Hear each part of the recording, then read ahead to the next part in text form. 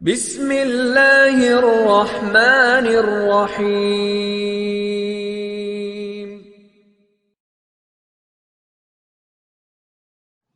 بسم اللہ الرحمن الرحیم۔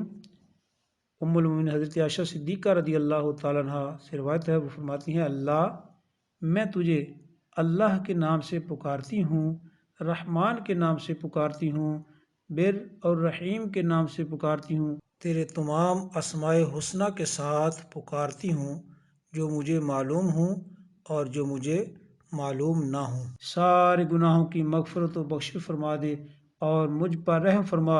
تو رسول اللہ صلی اللہ تعالیٰ علیہ وسلم نے فرمایا وہ اسم اعظم انہی اسماء میں ہے جس کے ساتھ تو نے دعا کی۔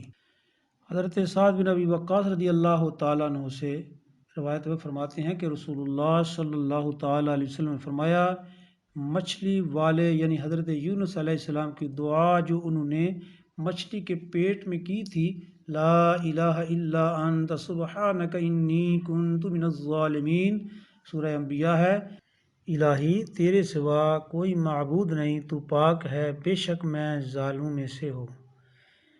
جو مسلمان اس دعا کے ساتھ کوئی بھی چیز مانگے گا اللہ تعالیٰ اس کی دعا قبول فرمائیں گے۔ ترمذی اور حاکم کی روایت ہے۔ ام المومنین حضرت عائشہ صدیقہ رضی اللہ تعالیٰ عنہا سے مرفوع روایت ہے کہ جب بندہ کہتا ہے یا ربی تو اللہ تعالیٰ فرماتا ہے لبیک میرے بندے، مانگ تجھے ملے گا۔ ترغیب حاکم اور ابو داود کی روایت ہے۔ اور حضرت عبداللہ بن عباس رضی اللہ تعالیٰ عنہما سے روایت ہے، وہ دونوں کہتے ہیں کہ اللہ کا اسم اکبر رب ہے۔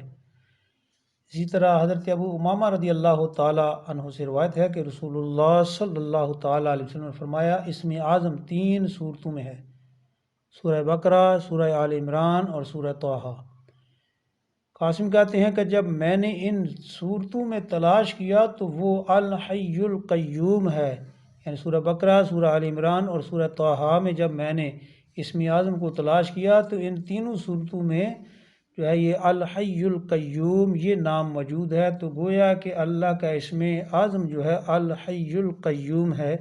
امام حاکم نے اس کو روایت کیا ہے۔ ایسے ہی دینی اور اسلامی اچھی ویڈیو کو دیکھنے کے لیے ہمارے اس چینل کو سبسکرائب کریں، ویڈیو کو لائک اور شیئر بھی کر دیا کریں۔